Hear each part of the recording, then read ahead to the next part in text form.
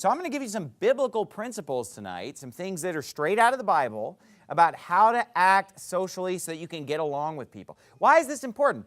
Because if we're in a church with hundreds of people, we want to get along with one another.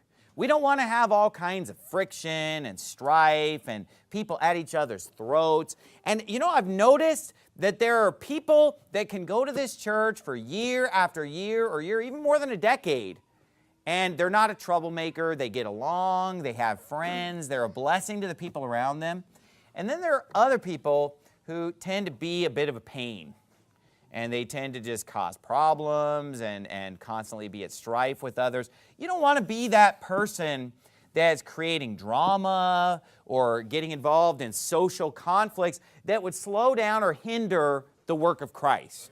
Now, obviously, there are going to be times where people butt heads. We're all human. We're all flesh. We're all sinners. And so there are going to be times when people don't get along or maybe blow up at one another. And nobody's expecting us to be perfect. We're not trying to tell you, hey, you got to act perfectly.